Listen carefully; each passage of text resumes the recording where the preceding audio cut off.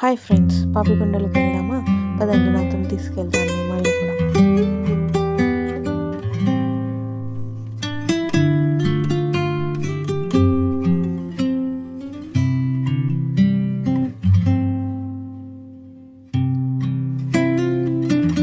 మేము భద్రాచలం నుంచి ticket book చేసుకున్నామండి పాపికొండలకి. పర్ హెడ్ 1200 పడింది. సో ఊళ్ళో నుంచి వెళ్ళడానికి చాలా టైం పట్టింది, ఆల్మోస్ట్ 2 hours పట్టింది. బట్ వ్యూస్ మాత్రం చాలా బాగున్నాయండి.